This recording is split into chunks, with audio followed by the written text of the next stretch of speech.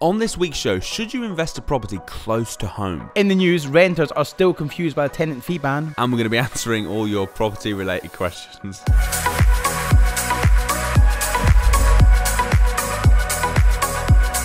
Welcome to the Property Investors Podcast. Thanks so much for tuning in. Make sure you subscribe so you never miss an upload. You can catch us on Apple Podcasts, Spotify, and YouTube. Enjoy this week's show and don't forget to share it with all your friends. I'm Russell Leeds. I'm Alistair Cunningham. And welcome to this week's Property Investors Podcast. We've got an interesting show coming up because I know we're going to disagree and argue. Yeah, well, I think so, but I'm up for a bit of an argument. So Up for a debate. Yeah, a bit of a debate. Get the gloves on. It's good, man. It's always good if you have different opinions and things. Yeah. That's why we get on so well, isn't it? I think so. We yeah. don't agree on anything. Yeah, we don't agree with absolutely anything. No, like I don't agree with the way you dye your hair. I don't agree with it. Oh, come on. This is not dyed. Oh, come on, it clearly is. I've never dyed my hair in my life. When I was with you for a week, it was going grey by the end of the week. And that's because I spent it with you. And then suddenly it looks blonde again. I have never dyed my hair, and the reason it went grey is because I was with you for a week, and then I had 2 days off, and it sort of relaxed and went, I can go less grey now. Come on, that is the worst excuse I've ever heard in my entire life. Trust me, spend some time at this stage, you'll go grey. But anyway, what have you been up to this week? Most of my friends are going grey. Maybe it's your dry wit and your like completely awkward sense of humour. I don't think I'll ever go grey. I don't think you will, but I don't think I will. I think I'll be bald before I go grey. Oh, well, that's the next thing for me. I was looking at hair transplants the other day. I thought you were looking at hair transplants in order that when you had one, it wasn't like... Because you don't want to be that guy, do you, that's like balding to here and then suddenly comes with a full head of hair. No. Right, but the fact that you've now told everyone that you're looking at hair transplants... I don't care. You don't... Okay, well, why don't you just be that guy then? I don't want to be that guy, so I'll get them done. I'll get it done sooner rather than later. Lean forward. No. Go on. Give us a bow. So it's just at the back. I'm just a little bit of hair loss at the back. Maybe it's the hair dye. Maybe it's sort of made you go. Maybe it's the peroxide. Maybe peroxide does that to you, doesn't it? Yeah. Anyway, so what have you been up to this week? Well, I mean, obviously the process of moving house. Yeah. Which you are too. Yeah. Where about? I haven't seen you haven't even shown me pictures of your place. No, it's next door to Kilburn Tube Station. It's next door. Literally, come out the tube station, and you got like 20 steps and you're in my apartment. So I've got an apartment. There's an apartment complex there called Jubilee Heights. Jubilee Heights. And it's it's a apartment in there. It's really really nice inside. But I did. How about outside? Outside's all right. Yeah, it's nice. It's nice. It's near Maida Vale and things like that, so it's nice. Maida Vale, and just off Edgware Road. So it's a nice area, quick in city centre London. The apartment's beautiful inside. Like it's really like it's fairly high end. So it's not modern, but it's very very high end. It's very like plush. Like all the, do you know in the communal areas, like they're not like typical what you'd expect hard floors. They're all like really thick, lush carpet. All the doors are like solid wood doors with like it's actually really really nice. Wood doors. Yeah, but they're not like fire doors. They don't look like conventional fire doors. They are fire doors, but they're all done up very antique-y, like the build, like a bit like this. But it's actually very, very nice inside. Nice, man. I can't wait to see it. It's really nice. And it's got a swimming pool, and it's got a gym. It's got concierge. It's got a gym? Yeah. Well, you'll be able to sort of watch people work out then, I'll be able to go in there and see, what are you doing? No, but I do plan to use it, like once. Do you? Yeah, once. Nice. No, I do plan to use it. Obviously, I need to continue losing weight. I've lost a little bit of weight, but I need to lose some more. Nice, man. Awesome. That sounds great. How's your place? Yeah, it's very nice. It's very nice. Kids settled, Anna settled. So we haven't moved yet, but we're settled in terms of we've got everything ready. Yeah. So you've got your movers ready. You're packed and stuff. I haven't done that either. Oh, haven't you? No, I'm meant to be moving in like a few days, and I haven't even booked a removal van place. Oh my goodness me. I'll sort it. Yeah. Well, I know we always do, don't we? I'm going to sneeze in a minute, so like you might have to cover me. Okay. So while Russell's going to think about sneezing, I think we should talk about how it's quite rude to sneeze. Rude to sneeze on the podcast. I thought we would actually the feeling is kind of gone. It's still there a little bit, but maybe I won't. It'll probably come out in a few minutes. Are you like a loud sneezer, or are you like a little? Are you like a? Are you one of these over exaggerated like? You'll probably find out shortly. Like, do you know these people that sneeze ridiculously loud? And it's like, come on, dude, shut the Jesus. It's like, come on, man. It's like, how exaggerated was that? I'm not allowed to sneeze there. Anyway, right, I will come out shortly. Because do you know when you can just feel it? Do you know we've probably just upset the guy with teeth? Remember the guy that got really upset about how we talked about teeth? And now we talked about sneezing. Now he's going to be moaning again that we're talking about sneezing. Yeah, maybe. I feel it, but let's carry on. What are we talking about? Because so the topic for today's podcast is: should you invest near where you live? It's a very good topic. All right. I think it is. It's come up a lot recently as well. I've been speaking to a lot of people who've been asking that and things. So I don't know. What's your take on it? Well, before I tell you my take, you show me yours. I'll show you mine. Okay. Okay. So I think as long as you've got good management in place, you don't have to invest where you live. Okay. So where would you encourage someone to invest? Wherever they can get good return on investments, whatever fits their strategy, whatever fits their cash flow, whatever fits whatever they're looking for. So it depends what you're looking for. It's not a straightforward saying this person should invest there, but why? They need to have a reason for it. It all comes down to that individual investor. So for you, it doesn't matter where. It's purely a case of wherever there's a good return, just invest there. Okay. So when I look to invest, I look as long as there's a good return on investment. Yep. As long as cash flow's good. Yep. Which obviously is linked to ROI. As long as I have a good people in the area, a good team in the area. So for instance, there's parts of the country where I don't know anybody, so I wouldn't invest there until I know them people there, because I don't want to be managing my properties and I don't want to be going to them. That's super critical to me. I must have a power team in the area, i.e. builders, good letting agent, and just somebody like a handyman that can just go in and do the odd job. They're the three most critical. But letting agent is by far the best, because if you find a good letting agent, you'll find a good contractor, because they will have contractors. But I was expecting an argument, but I actually don't think we are going to argue about this based on what you just said. So, like for instance, and the other criteria is the property has to be wherever. I've got a decoration team, a paint and decoration team, and they go and paint and decorate all my houses. And it has to be within the distance that they'll go to, because they use all the same paints. Everything's the same. Let me ask you a question. Yeah. All right. You've bought a couple of HMOs in Hull, haven't you? Mm-hmm. How have your properties in Hull rented out for you? Your HMOs? Okay. Not the fastest, but okay. How long did it take? 2 months. 2 months to fully let, and then they've been pretty much fully let since. Yeah, one of them has. One of them's been a bit. What's your average occupancy rate in Hull? So one of them's been tenanted fully. The other one has got. At the minute, it's got 2 tenants. Well, it's got 3 tenants, but one of them's not paying the rent, so they're getting kicked out. And the other room's never been filled, but it's the box room. We talked about this last week. It's the one box room. But that will fill. It will fill, but that probably's only been available for like 3 months. Okay. It's just been a bit slow to rent. So your other one, you filled it, because I remember you filled it quite fast. Your first one. Yeah, the other one filled. Literally, it went to market on the Monday, and by the Wednesday we had 4 tenants moving in. There were people.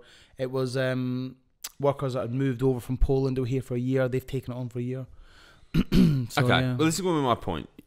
So basically, the one of them doesn't sound like it actually sounds a bit crap, to be honest, but the other one sounds pretty good. But yeah. But you've picked ones you in an area that have worked. Now I know other people that have got HMOs that don't live in Hull. They've bought them in Hull, where they've been an absolute disaster. Yeah. Yeah. Why is that? I don't know. Without looking at the specific properties, I don't know. But if it's the people I think you're referring to, why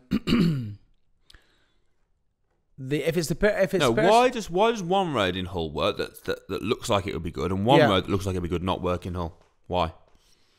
It's just the market demands for that area. So would you know which road would work and which road wouldn't? Is my question. Don't. My letting agent does. You do know. I know where the good areas are. You do know, and this is my point. And you try and dodge around the point. No, I giving, know. Like, listen, answers. No, I know where the good areas are in Hull that work. Yeah. That rent out, but that information just comes. That's not from me. That's coming from my agent. Yeah, but only because I've got a good relationship with the agent in the area. You've been to Hull a lot. You know the area. I do know the area, but I've been to Hull lots. Yes, I used to go up there every Monday for I went up to Hull every single Monday. All right, let me ask another question then. Right, have you ever bought a property in an area that you don't really know? You have. Where? Darlington. You don't know Darlington? Not really. I don't, but the people I'm working with do. That's the thing. Okay. So this is all about, look, would you invest somewhere we don't live? Yes, you would. As long as you know somebody in there that knows what they're doing. You don't have to be the expert in everything. So I don't have to be the expert in Darlington to know that property investing works in Darlington. I don't have to. All I need to know is have an agent in Darlington that knows that area. What about if you have an agent in Darlington, you ring them up and you go, how does it? And they go, right, this area works, this area doesn't. You go, brilliant, and you buy it. And that agent was talking out their ass. Well, then that's down to your due diligence, because why would you take the word of one person? So here's the question then, because I think we're kind of, this is the let's talk about the advantages of buying where you know, right? Yeah. The advantages of buying where you know is you know. You know. You're not relying on other people. Yeah, 100%. I know Wolverhampton. Yeah. I know Birmingham. I can go, okay, that area worked, that area won't, but I just know because I live here, right? You're close by, yeah. If I'm buying in Darlington, I don't know. So I've got two options, right? Option number one is I go up, I spend a lot of time there, which I believe is what you did in Hull. I've done that in Hull. Which is kind of my point was going to be, but you've kind of ruined it by talking about Darlington, okay? But my point was, you've been to Hull. All right. You know the area really well. Because I remember you saying to me, that street will work, that street won't work, that will work, that. Right? And you know. Now, if you're buying blind, and you're just going up and you go, that house looks nice, that house is near the centre, oh, great, and you buy it, that's where you're going to get stung. Yes. Right? Because you're not doing your due diligence on the house, right? And if you know the area yourself, it's a lot easier to do that due diligence because A, you live there, so you're a lot closer. Yeah. B, you know it anyway.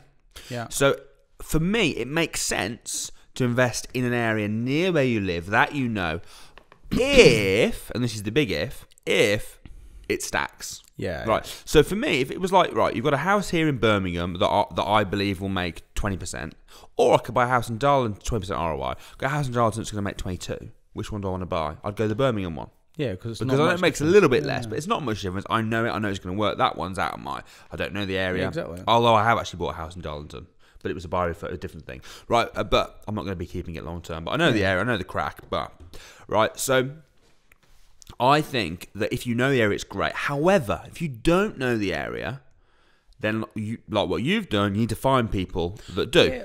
Yeah, so how do you do that? Find people to do. You need to get out there and start looking and meeting people. You're not. I don't think it's a case of you can just open your laptop and just go like blind and just go there. I'm going to buy a house there. You've got to get out there. I think you've got to either know somebody that knows that area, or you've got to go there. Right? What do you think of buying through a deal sourcer in an area that you don't know, where they've done that for you? As long as that deal source is reputable, then yeah, that's not a problem. Got no problem with that as long as that deal source is reputable. Because generally, like when we send deals out, our deals come with our power team. We have every single deal we sell out has a power team in the area. Somebody we've known and trusted. So that's it. We pass them on to you. But don't just think. This is where a lot of people go wrong when they buy off deal sources. They think that just because it's come from a deal sourcer, that it must be the best deal in the world. It's not the case. And it's got guaranteed everything. It's not the case. You're buying from a deal sourcer because they're cutting your legwork out. They're cutting the legwork out for you. So they've made it simple for you, where they've been out, they've viewed it, they've done all the DD, they've done all this, they've done all that. They're then just facilitating it and giving you a package and says, bang, this property is here. This is what we think it's going to stack up to. There's all the information about it. Now it's up to you to make an informed decision. Ultimately, you're still buying away from home. That is a little bit safer. But I still think you need to know the area a little bit, or you still need to have them contacts. Obviously, buying for a deal source, you'll get them contacts, which is fine. But so it depends on trust. It depends on the trust thing. It depends on the reputation of that deal source. If they're a bit dubious, why are you using them? It's like me. If you don't trust me, don't buy off me. It doesn't bother me. But you got to know and like the trust. Know, like, and trust the people you're dealing with, and that's in any business, not just any business. Any business. Why would you do business with them? But my views on buying close to home, they're neither here nor there. I will buy close to home and I'll buy far away. It doesn't bother me. But I'm not scared of buying far away. Like I'm talking at the minute about buying a house in Glasgow. I have no idea about Glasgow. Just because I'm Scottish doesn't mean I know Glasgow. I don't know it. I have no idea about it. But Are you Scottish? Did you not know that? No. Oh, bizarre. But anyway, like up there, there's some really good bargains to be had. Bargains, absolute bargains. And I'm thinking of buying it there. No one wants to live there or something? No, just because there's some like really cheap houses. I'm talking houses that are. Do you reckon they're not high end? More people live in London or Scotland? London. Yeah, it's true. It's crazy, though, isn't it? Yeah, but it's because, like, okay, then let's ask the listeners: where would you rather live, London or Scotland? Like, there's a big difference because London hustle and bustle. Yeah, but there's obviously London hustle and bustle, Scotland peace and tranquility. What would you prefer? Hustle and bustle. I was up in Scotland a couple of weeks ago, and I love Scotland. That's where I'm from. It is a great. I know I take the mick, but it is a great. But place. it's so quiet. It's just so quiet. Not all the cities, but like in the outskirts in the city, and it's lovely. But after 3 or 4 days, it's like cabin fever. I want to get like back to hustle and bustle. And even the cities are not like the cities down here. They're still very, like, even at 10 o'clock at night. We were out, I wanted to go out for dinner at like 10 o'clock at night, and we were in Edinburgh, and do you know what? It was a nightmare to find somewhere open. Like, even a restaurant, even like a takeaway that was open at 10 o'clock at night. Really? We found a salsa bar, so we went into a salsa, like a Latino sort of nightclub type place. But even there, they'd stopped serving food, so we were just in there, like, just... Drinking? Yeah, drinking and partying. So, another one of my nights out. Somebody said on the do you know, after that Samsung party, somebody posted on the YouTube channel that they want to stop talking about property, let's just talk about Alistair's nights out. And I'm like, I don't have that many. I don't know why. He always says this, but he just does, doesn't he? I don't have that many. I probably go out. He used to say, I never go out unless, you see me go out. Yeah, unless I'm with you. But he says that to everyone. Never go out unless I'm with you. Yeah, I don't go out that often, but I do go out now and again. Yeah, why not? Yeah, you've got to live life and have a bit of fun. I'd say you only go out about 3 or 4 times, don't you? A week. No, not at all. Like, so he wants to move to London. It's like every night. It's a Friday night. Every night's a party night. All right, so back on area then. Yeah. So as long as you've done your due diligence, I do think it's important that you have a patch, because you can't know everywhere, can you? No. So I think you need to pick an area, right? And also that way it's a bit more niche, a bit more specific. Yeah. So you're not just like, oh yeah, wherever. It's like, okay, I'm going to buy there. I'm going to learn about that area. I'm going to investigate that area. If it's somewhere you already know, brilliant. Yeah. And we were talking about this with rent to rent. With rent to rent, I would always go somewhere close. Yeah. We were talking about this the weekend. Always, because you're not buying it, so it doesn't matter about the value. Well, okay, let's just ask. What is the main reason people go away from home? It's buy cheaper. Because they can buy cheaper. Because if you live in the south, you can buy 2 or 3 houses for the cost of one house. Yeah. But that doesn't fit all investors. A lot of investors don't mind buying more expensive houses because they benefit better from capital appreciation. So it depends where you want your returns. If you want your returns like in cash flow, like monthly, then that's fine. Maybe buy up north. But if you're prepared to wait and gain capital appreciation, but maybe not make as much or a similar amount on a monthly basis, but have to put a lot more cash in, then perhaps. So bottom line is, you don't need to buy clothes. I think we agree on this. You don't need to buy. It's better. It's easier if you do. I think it's always if you've got a good area near you, better, because when you've got to do viewings, it's closer. You know the area. It's easier too. Yeah. However, you don't have to, but as long as you pick somewhere that's got a good return on investment, that you can learn about and treat as if you know, then you're good. Do we agree on that? I completely agree on that. Brilliant, fantastic. Hope you guys found that useful. Now it's time for this.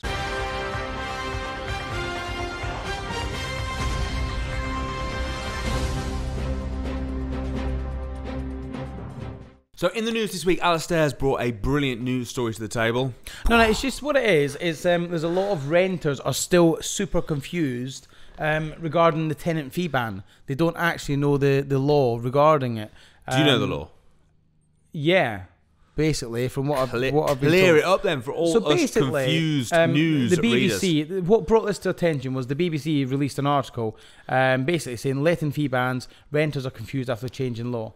And there was a guy who posted on, he went to rent a property, he posted it on Facebook, the BBC picked it up because he was still getting charged he got charged £180 for admin and referencing, and this was after the June the 1st commencement date for the fee ban. So he got a lot of comments and a lot of reviews from it. Well, you've just been charged, haven't you? I've just been charged, but how much did you get? So I've been charged $350 in what, admin fees? In service fees for the building. So I couldn't be bothered with the argument. So so basically, what they've just said is there's things. So basically, they're not allowed to charge you for referencing checks, for any sort of fees, any sort of checks on you, paperwork, admin, anything like that. What they are allowed to charge you for is deposits. Obviously. And there's a list here. So the only payments you can be asked for in England are the rent, security deposit, a holding deposit for them to secure the property off and take it off the market. Fair, for you. yeah. Fair. That can only be a maximum of 1 week rent. 1 week rent. Early termination payment. So if you decide to break the contract early, they can still charge you a fee for that. Yeah. But it must be clearly defined in the contract. A change of the sharer fee. So if you replace a tenant, they can charge you for that. And if you lose a key or security device, such as the electronic tabs and fobs, they can charge you for that. And they can also charge you still interest on late fees. They cannot charge you for any paperwork. They cannot charge you for any admin. But it sounds like you were charged for admin though. I was charged for... Do you know what it was, right? I was charged in total, the 1 week's rent, which in my new place, it's about 440 quid a week, right? It's not bad. So it was 440 plus 350 I was charged. Why only 1 week's rent? $790. Was that your deposit? So I was charged $350 for 1 week's rent. That was a holding deposit to take it off the market. Yeah. $440, and then $350 for like service and building charges. I knew it would come out eventually. There you go. Bless you. Was that ridiculously over the top sneeze? That was all right. That was fairly sneeze. subtle. I hadn't noticed until you said I'd just come out. Anyway, and then I was charged $350 for something, but you said I get that back when I move in. So I don't know exactly what it's for, and I just couldn't be bothered with the argument. I wanted the property taken off the market, so I just you get it back. So it's just another sort of deposit. Yeah, but I just don't understand where it's all coming from. But I should have questioned it really, because obviously what we do, and we should have been handy to know. But the thing is, a lot of renters are confused by this, because you imagine you're in. Doesn't sound very confusing to me. Well, no, it's not confused to me, but it's basically like if it's a deposit, or if you screw something up, we can charge you. But we can't just charge you for the whole process of moving you in. But the thing is, like, there is unscrupulous estate agents out there and letting agents, and letting agents, and they could label it as something else, and I don't know, are they getting away with it? Are people still paying it because they don't know the law, because they're confused about it? Are they still happy to pay it? And then the problem is if tenants are still happy to pay it because they want that apartment and they need somewhere to live. Well, that's how it's always worked in the past. See, I think that you should be able to charge them for a referencing fee. So do I. I don't, because why should the letting agent cough that fee up? Well, it's going to either be the letting agent or it's going to be the landlord. So why should we pay because you want to move into our apartment? Yeah, and mind you, then, like you say, with like when you buy a sofa and stuff, you don't have to pay them to reference you, do you? So for a credit check. It's interesting. I never thought of it like that.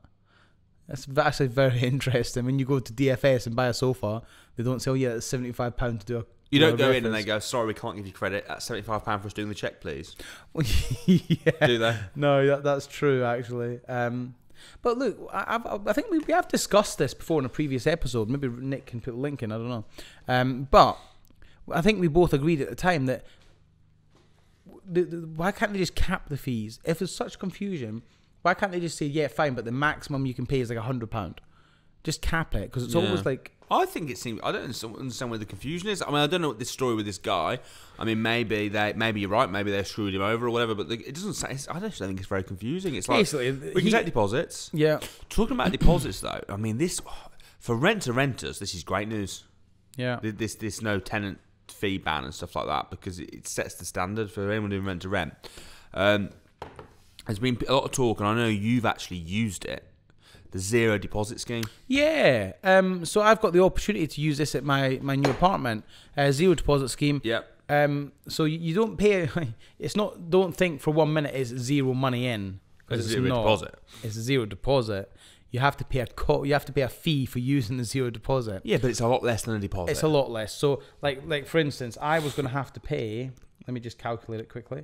I was going to have to pay 440 times 5, £2,200. So that would just be my deposit plus then 440 times 4.33 plus 2,200. So for me to move into this new apartment, it's going to cost me like £4,500 pretty much. Yeah. So I can reduce that down to just 1 month's rent advance and then 1 week's deposit, so £440. But with the zero deposit scheme, the way I've been told by my current letting agent is you can do zero deposit. You pay 1 week's rent as a fee for setting it up.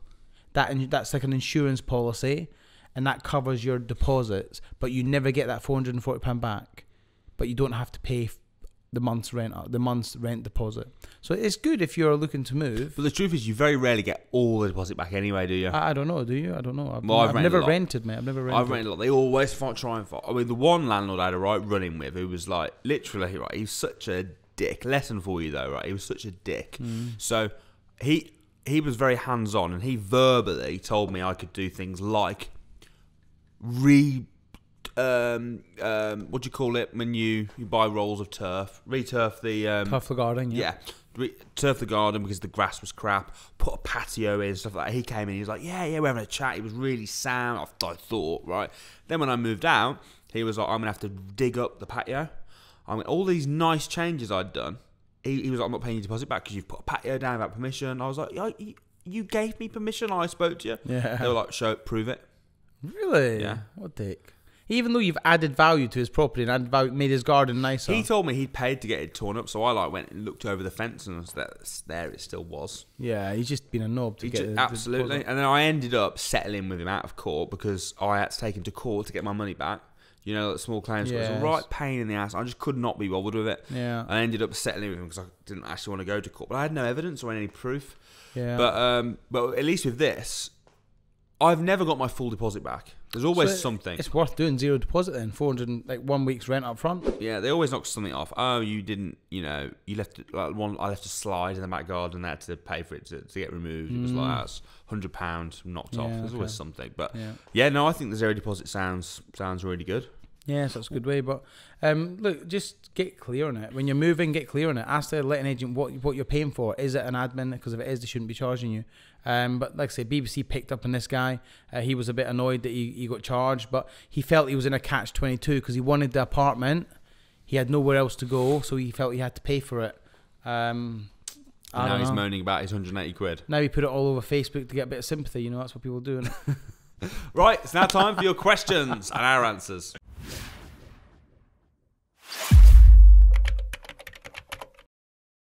And now it's time for you guys' questions, and me and Russell will try our best to answer them.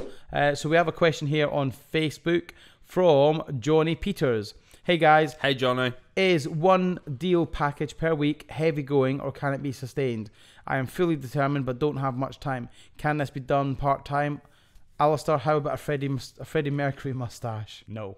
No, because it would all be grey, because he wouldn't want to dye his mustache. No, we won't do that. Right, okay, so, Johnny, look, why don't you have much time? Ask yourself, is that a job stopping you from having much time? Because if you do one deal a week and make $3,000, does your job pay you $3,000? I don't know. I don't know your situation. If it is your job, I would start looking at minding your own business as opposed to minding somebody else's. One deal a week is very sustainable. See, I just don't agree with you. I'm not saying about the whole, you bang on about this a lot, mind your own bit. Right? Do you know that 80% of millionaires are employed? Yeah, are employed. Let me just see what Johnny Peterson does. So I'm not going to give too much information about him on here, but let me just check out his profile. Because this is very, very private place called Facebook, which if you researched him, okay. So I highly suspect he's not a millionaire. So and I highly suspect most deal sources aren't yet millionaires either. I completely agree with you, and I highly suspect just. Because only 1 in 500 people are millionaires. Yeah, no, I know that. So it all depends, dude. What I don't know, man. Why are you busy? Is it family commitments or is it work? If it's work, then you got to weigh up where you're going to earn more money. What would you want out of life? What do you want out of your work? I don't know. Maybe doing a couple of deals a week or even one deal a week. Here's the real question. That's four. So you do one deal a week. That's 4 deals a month. Selling for $2,000 each is $8,000 a month. Is your job paying you $8,000 a month? I don't know. I don't know your situation, dude. Yeah, but what you can tell him is how long would it take him to source one deal a week? You could do one deal a week in a day quite easily. Day a week. So you could use your Saturdays for it, John. And you could do a day out on the road viewings, and a day doing all the back end stuff. So that's not a day a week then, is it? Hold on, a day out on the viewings and then a day doing back end stuff. So 2 days a week. And then a day doing admin. No. So 3 days a week. It's not. Listen. It's How many days hard. a week would it take you to source one deal a week? A couple of days a week. Because you should be able to do your viewings. Surely you could get like more than one deal in a day of viewings. Yeah, of course you can if you know what you're doing. So could you not do it in a day a week? Yeah, but it's difficult to say, isn't it? I could do it a lot quicker than he could do it. I don't know his skill level. Well, how do you know you could do it a lot quicker than he could do it? You're judging his skill level already. I'm not. Okay. Oh. Right. Maybe I did a little bit then. Johnny, I don't know your skill level, dude. Right. I hope if you're better than me, then happy days. Then you shouldn't be questioning if one deal's sustainable. Right. So listen, get out there, start looking, find some deals. When it starts paying more in your job, quit your job, and focus on it full time. Unless you love your job. If you love your job, happy days. I hated my job. Right. If you love your job, happy days. I've always loved my jobs. Always. Right, on that note, my opinion is one deal a week is very sustainable, but you could very quickly rank that up to 2 days a week, 2 deals a week. All right. That's what I say.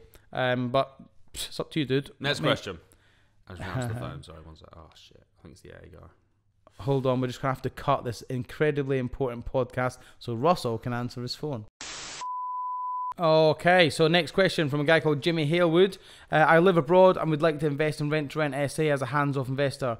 What return would I expect with, say, £5,000 investment? Keep up good work, lads. You're a top crack. Cheers, Jimmy. So if you've got 5k to invest and you want to do it hands-off, how are you going to acquire the deal? Are you going to do it yourself? Which I assume not, because you've said hands-off. So it's looking like you want to buy one from a sourcer. So if that's the case... £5,000 should be enough to get a rent-to-rent deal for a sourcer and pay for it, shouldn't it? I would say you might need a little bit more because you're going to a decent rent to rent. You're going to be sort of £4,000, £4,500 for the sourcing fee, and then you're going to need money to set it up and pay deposits and all sorts of stuff. Yeah. I don't do we don't do rent to rent. That very rare do we do rent to rent deals. Very rare. I find them very, very difficult to pass on as a investment. As a, not an investment, but I find them a very difficult deal to sell on or to pass on because we just don't do that many. We do probably one every couple of months, and if they're direct to vendor through leads that we know, they're not generally through agents. So it's not something we would ever probably look to. So if you found it yourself, £5,000 would be enough for sure. Find it yourself, absolutely. That £5,000 would be enough to set any property up, really. But if you're buying it from a source, you'd have to add the sourcing fee to that. So and you depend on. But you very, very easy on a rent-to-rent deal with £5,000. You could be making like 100% ROI, couldn't you? Very, very. Yeah, 100% ROI. But the other thing you got to look at is how much cash flow per month. Now, I'm not interested in rent-to-rent unless it makes £1,000 a month. I'm just not interested. In which case, it would be like over 200% ROI. So I think you'd easily get £1,000. If you got in the right area, you could make £1,000 a month. But if you handed it over to someone like a management company that was managing it all for you, obviously it would make less. A little bit less. Because that's if you're hands-on, isn't it? £1,000 a month if you're... I know lots of people that are making £1,000 a month. Totally hands-off. Yeah. 100% hands-off. Yeah. There you go. It depends on the area. It depends on how good the property is, all that sort of stuff. So you just got to get out there and start looking. Okay, so we have... Do you want me to take the mick out of you for that? I don't care. It doesn't. Does it help you like stop doing it? Because you don't do it as much anymore, do you? Don't I? No. Okay. Right. Okay. Okay. Danny. Okay. Danny Morley. In bold capital letters, it's like he's shouting at us. I mean, dude, what are you shouting for? Get some guests on the podcast. He wants us to get some guests on the podcast. Interesting question. I always like us not getting guests because here's the problem with guests, right? There's two problems with guests. Right, problem number one is if you get a boring guest, which most people are, let's face it, they're not going to be as fun as us. It's not right. They're either don't know what they're talking about, or they're boring. Right. Yeah. So if you get a guest on, we just don't know what we're talking about. If you get a guest on, you've got to like work really hard to keep the energy up because they're boring, right? So I mean, unless you got some good guests in mind, you could bring someone on. And the other thing is, that's the main thing. That's the main reason they're boring. And then the other thing is, we've got to arrange it. With us, it's because we're like working here anyway. It's so easy just to film, and we don't have to really think about it. Like, we want this to be about us, not about the guests. No, guys, it's about you, but we're not having guests. It's about you, but mainly us. So so if you want guests, go on, look at Thoughtful Thursday or Winners on a Wednesday. Yeah, or perhaps start your own podcast. But I think the point is they want to watch us interview guests. Nah. Maybe have one a year. Let's do a yearly guest special. I don't know. But then we're building it up. Then they're like, oh, who's the guest? And then it's going to be really good because it's like I've got this guest. Maybe we can just get the cleaner. What we should do, the janitor. Maybe what we should do is we should occasionally swap one of us out for a guest. Just for a laugh. Yeah. We don't like guests. Yeah. Okay. Also, so, I feel like it's like to kind of take the mick out of them, whereas him, I can just lay into him. You know, it's fun. I can take it. You take it like a champ, don't you? I take it like a champ, and you give it like a bitch.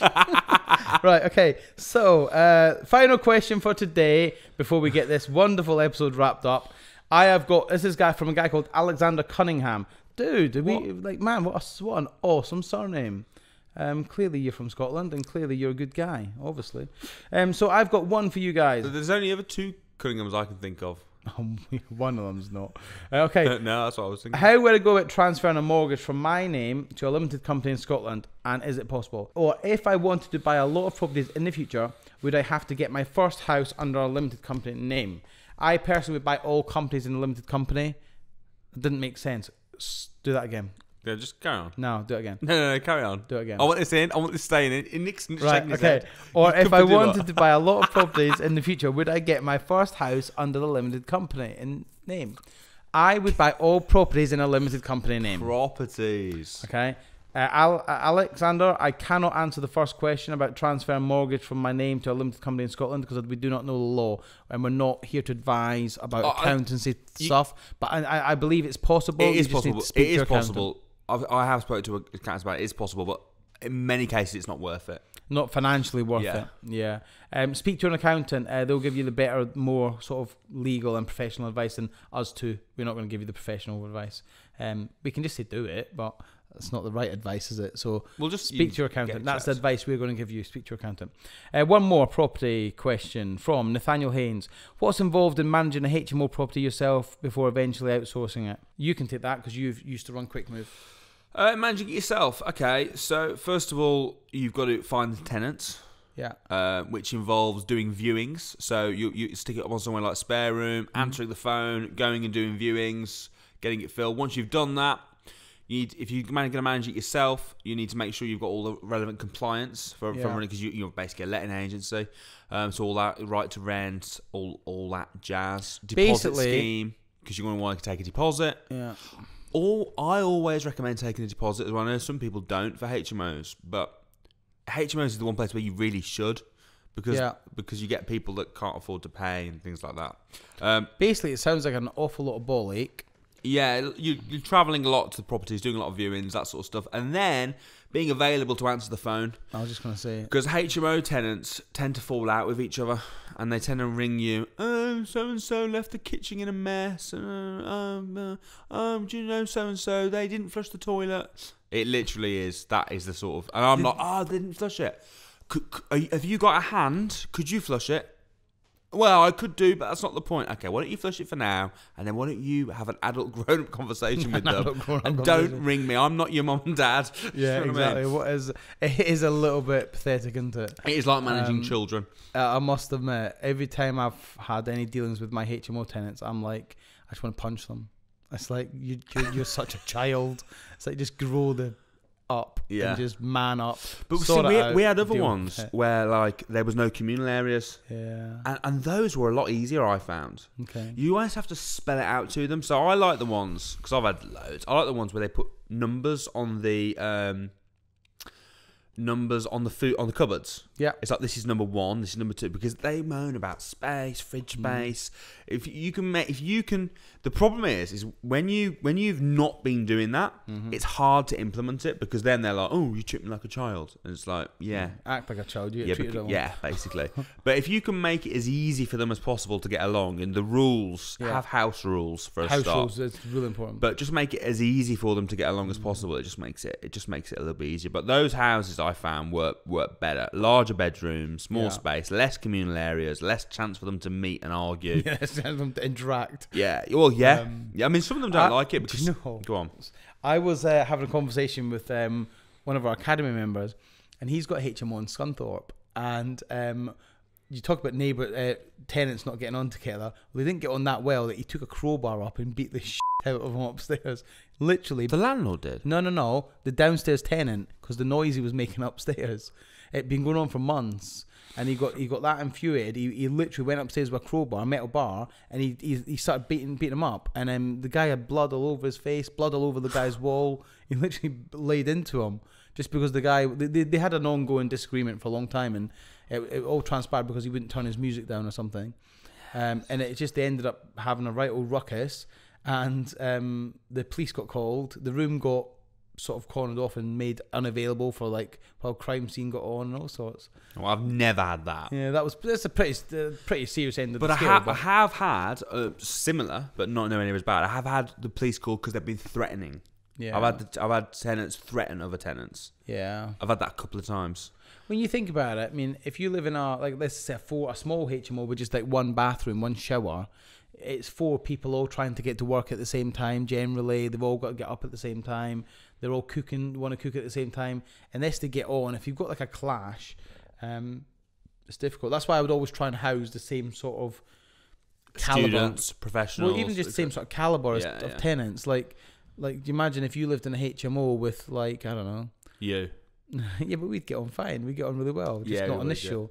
But what I mean is, if you got put in a tenant in a job with if you got put in a HMO with somebody like, for instance, that sat every night down the pub and was drinking every night, you would clash because it's not your lifestyle.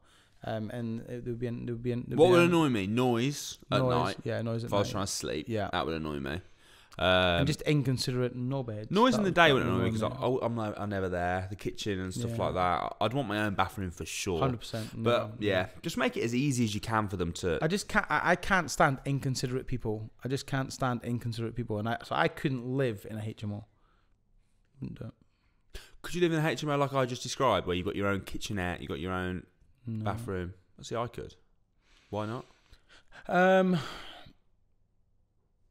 Maybe very, very short term, but certainly not for any length of time. If I had to for a month, I would, but not for any length of time. If you've got your own kitchenette and your own bathroom, like it's not even like. I'll tell you why. Because you're in the same house. Because I just have. I'm quite. But you're not in the same house because you've got your own room. You don't live in anywhere other than your own room. No, but you're going into the same building and then you're going to live. If it's a flat, you're living it's different. I suppose it is essentially a flat, isn't it? You're about to live in the same building as people. Yeah, it depends how segregated it is. If it's got like my own entrance, then yeah. If I'm sharing any sort of communal area, then no, because I find a lot of people so inconsiderate, and like that causes a clash because and maybe they think I'm inconsiderate, but I actually don't care what they think. But he doesn't care what you think, but he wants to have lots of opinions about you. No, not opinions, but certainly I couldn't live with any of my HMO tenants. Yeah, all right, don't blame you. No. And on that bombshell, it is time to end. Guys, thanks so much for tuning in. We'll be back next week at 7 o'clock. See you next Saturday. Do not forget to subscribe to the channel. Have a good week. See you guys.